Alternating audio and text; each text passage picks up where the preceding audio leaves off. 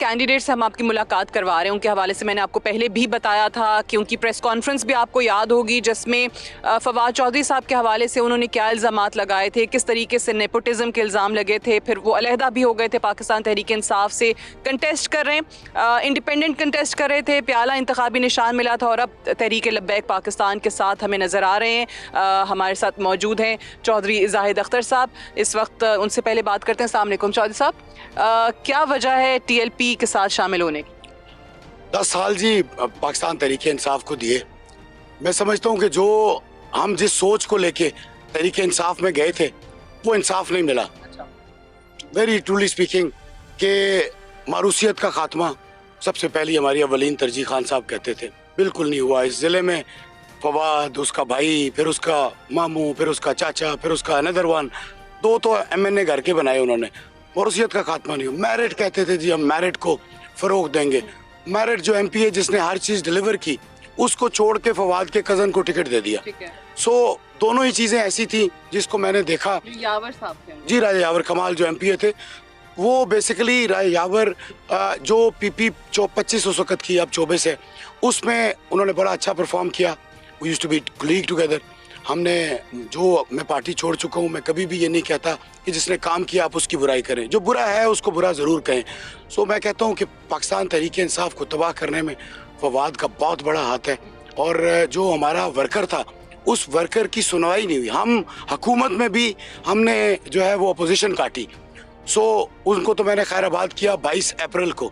और मैंने उस टाइम पे भी क्या जो टिकटें देने का डिस्ट्रीब्यूशन का सारा मामला था, जब पिछले 2018 से इन दोनों को टिकटें मिली, उस वक्त भी कोई सुनी जाती थी या उस वक्त किसके फैसले हो रहे थे जब फवाद को या उनके कजन को दी जा रही थी? आपको याद होगा कि खान साहब कहते थे कि एक घर में 2 टिकटें नहीं दूंगा।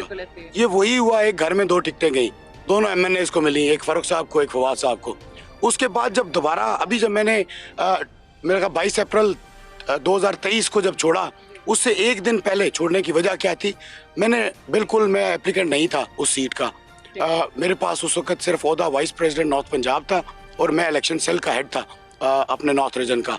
तो मैंने उस वक्त छोड़ा इस वजह से कि आपने अगर MPA जो करंटली जिसने काम किया, जो साथ खड़ा रहा, जो मेरे साथ हर जगह, हर हमारे पाकिस्तान तहरीक इंसाफ की हर उस जलसे में गया।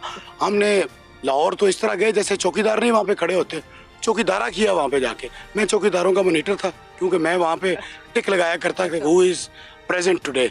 तो मैं उनका अटेंडेंस चेक करने वाला मैं था। मैं बेसिकली मॉनिटर था, चौकीदार भी उसी में शामिल हूँ। मैं अपने आप को भी चौकीदार कहता हूँ कि हमने चौकीदारा किया, लेकिन स्टिल नॉट वर्थ इट।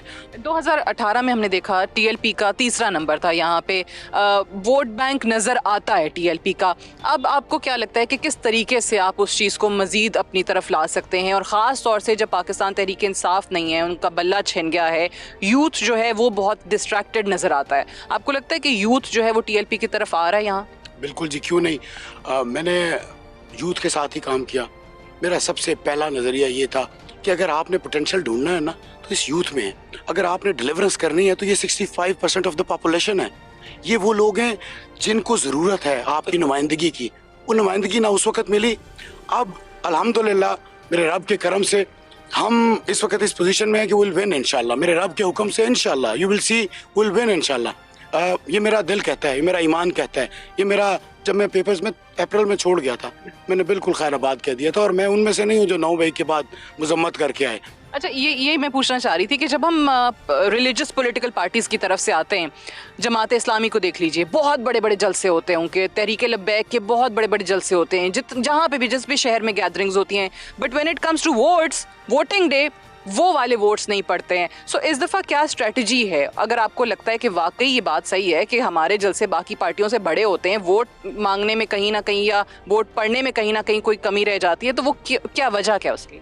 मेरा जो सोच है इसके ऊपर एक ही है कि हम जो इस्लामिक जो दीनी जमातें हैं उनको हमने कभी भी मर्ज नहीं किया। जो माशरती प्रॉब्लम्स हैं, जो बेसिकली आपके real problems of a common man, आम आदमी का जो मसला है, वो डिस्कस नहीं होता, क्योंकि उन तमाम की तमाम दीनी जमातों का मरकज़ और एक तकरीर का टोटल फोकस वो दीन इस्लाम है। सियासत दीन इस्लाम से बाहर नहीं है। अगर सियासत में दीन इस्लाम नहीं है तो मैं समझता हूँ सियासत ही मुकम्मल नहीं है। सियासत तो आप सल्लल्लाहु अलैहि वसल्लम के उन सुन्नत के ऊपर मुकम्मल तौर पे अमल करना है। आपने खिदमत करनी है, आपने जो नेकी कमानी है वो आम आदमी से कमानी है, जिसके पास रिसोर्सेज नहीं है, जिसके पास फाइनेंशियल पावर नहीं है। आपने तो उन लोगों से में जाना है जो उनको रिप्रेजेंट कर रहे हैं असेंबलीज में जाके। लेजिस्लेशन किसके लिए करनी है? For a common man, not for a special man. उनके लिए नहीं कर रही। उनके पास तो they have got money, they have got every resources. उनको आप क्या रिप्रेजेंट कर रहे हैं? सो अगर इन चीज़ों को एड्रेस किया जाए दीनी जमातों में, हम दीन को ज़रूर रिप्रेजेंट कर रहे हैं, उसके बगैर हम नामुकम्मल हैं। हम तो कलमा ही वो पढ़ते हैं, ला इलाहा इल्लल्लाह मुहम्मद रसूलुल्लाह, तो हम तो उसको बिल्कुल नेगेट करते ही नहीं है। तो हम जो माशरती प्रॉब्लम्स हैं जो हमारे माशरे में यहाँ पे जो भी लब्बैक या रसूलुल्लाह का नारा तो हमारे दिल का, हर मुसलमान के दिल का नारा है। किसी एक जिंदाबाद जिंदाबाद लब्बैक लब्बैक या रसूलुल्लाह। इसमें एक और चीज़ भी है कि बहुत सारी सियासी जमातें, अगेन मजहबी जमातें जो इक़्तिदार के ऐवानों में रहीं, क्योंकि आपने इस्लाम की बात की ना, इस मुल्क का में अगर वाकई इस्लामी कवानीन का नफाज हो जाता तो ये इश्यूज़ ना होते जिसके लिए मुल्क हासिल किया गया था कि इसको एक इस्लामी फलाही रियासत बनाना है। आपने नाम भी इस्लामी जमहूरिया पाकिस्तान रख दिया। बट अभी हम देखते हैं कि वो जमातें जो इक़्तिदार में भी रहीं वो भी उन कवानीन को मनून नहीं लागू करवा सकी हैं, उनका नफाज नहीं करवा सकी हैं। मिसाल के तौर पर हमेशा से मैं एक बड़ी मिसाल देती हूँ, जमात इस्लामी गो के उस पर कैंपेन करती है सूद, वो आपके मुल्क में अभी भी चल रहा है। सो तहरीक लब्बैक पाकिस्तान के पास क्या ऐसी स्ट्रेटजी है, क्या लाए अमल है कि वाकई इस्लामी कवानीन का नफाज जो है वो मुल्क में हो? सिंपल जी, आपकी टैक्स कितनी परसेंट है? 2.5% टैक्सेस आप पे कर रहे हैं।